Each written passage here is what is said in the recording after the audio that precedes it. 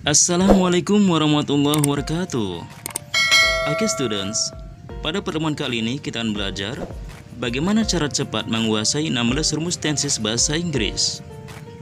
Caranya adalah kita klasifikasikan atau kelompokkan dulu menjadi 5 bentuk waktu.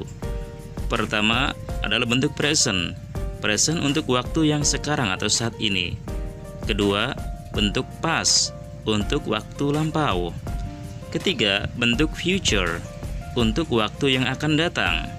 Keempat, perfect untuk waktu yang baru saja atau baru terjadi. Kemudian, bentuk continuous untuk yang sedang dilakukan. Kemudian kita identifikasi berdasarkan verb atau kata kerja dan juga auxiliary verb atau kata kerja bantunya. Untuk present, verb yang digunakan adalah verb one. Auxiliary yang digunakan adalah do, does, am, is, are. Bentuk past, verb yang digunakan adalah verb to. Auxiliary-nya did, was, dan were. Bentuk future, verb yang digunakan adalah verb one. Auxiliary-nya shall, will, should, dan would. Bentuk perfect, verb yang digunakan adalah verb three.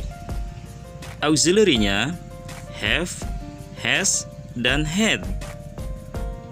Bentuk continuous, verb yang digunakan adalah bentuk participle atau verb ing.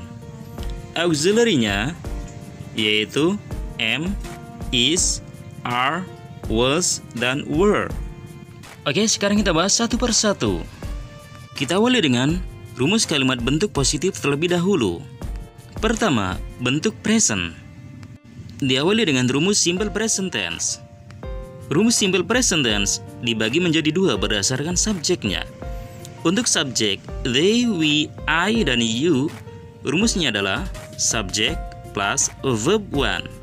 Sedangkan untuk subjek he, she, it, rumusnya adalah subjek plus verb one plus s or es.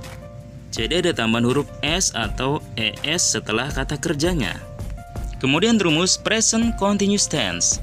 Karena bentuknya continuous, maka cirinya kata kerjanya adalah verb ing. Dan sebelum verb ing selalu ada to be. Karena bentuknya present, to be yang digunakannya adalah am, is, are. Jadi rumusnya dari present continuous tense adalah subject plus to be, am, is, are, plus verb ing. Ketiga, present perfect tense. Ciri perfect adalah kata kerjanya berbentuk verb three. Dan sebelum verb three, karena bentuknya present, maka kata bantu yang digunakannya adalah have atau has. Have untuk subjek they, we, I, you, sedangkan has untuk subjek he, she, it. Jadi rumus daripada present perfect tense adalah subject plus have or has plus verb three. Bentuk present berikutnya adalah present perfect continuous tense. Kita tahu kalau continuous, kata kerjanya pasti diakhiri dengan verb ing. Dan karena bentuknya present perfect, present dimana menggunakan kata bantunya have atau has, dan setelah have atau has diikuti dengan to be. To be-nya yang digunakan untuk verb 3 adalah been. Jadi rumusnya adalah untuk present perfect continuous tense, subject plus have atau has plus been plus verb ing. Oke, next. Berikutnya, bentuk past. Kita ketahui untuk bentuk past, kata kerja yang digunakan adalah verb to, kata kerja bentuk kedua. Pertama, simple past tense. Rumusnya adalah subject plus verb to. Kemudian, bentuk past continuous tense, karena continuous pasti diakhiri dengan verb ing. Dan karena bentuknya past, maka to be yang digunakan adalah was atau were. Jadi rumus untuk past continuous tense adalah subject plus was atau were plus verb ing. Kemudian, bentuk past perfect tense. Karena perfect pasti kata kerjanya verb 3. Dan karena past, maka kata bantunya adalah had. Jadi rumus daripada past perfect tense adalah subject plus had plus verb 3. Kemudian yang keempat, past perfect continuous tense.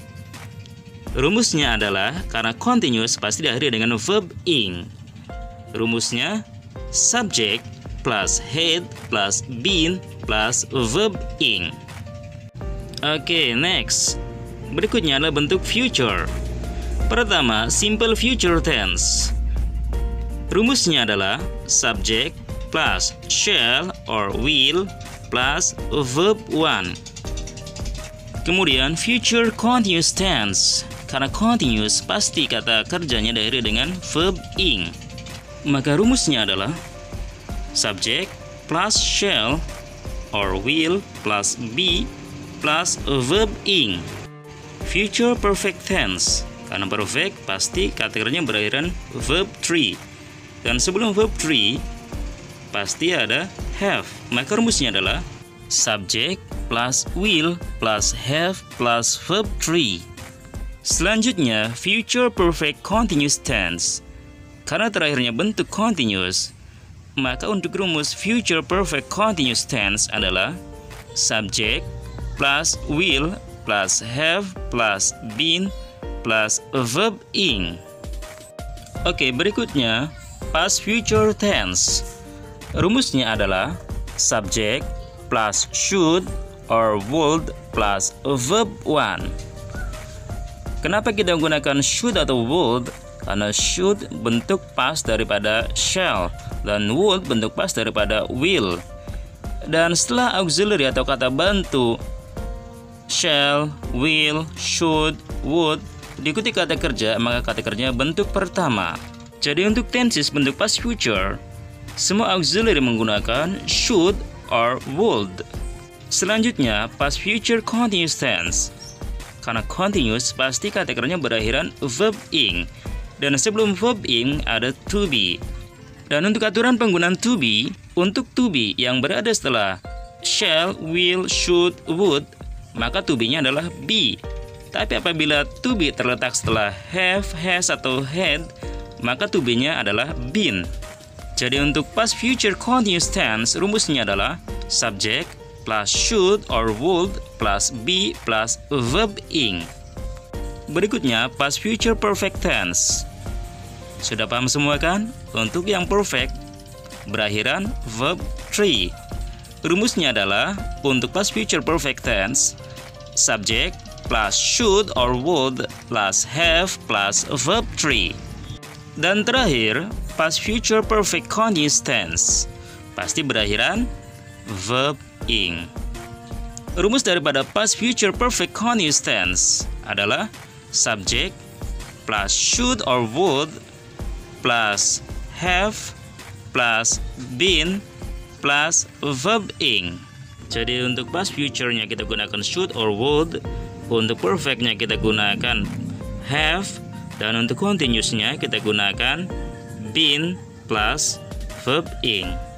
Oke, do you understand? Dan untuk kalimat bentuk negatif dan tanya, saya langsung tuliskan saja ya. Dan apabila ada penjelasan dari saya yang kurang dipahami, silakan bisa dituliskan di kolom komentar. Thank you.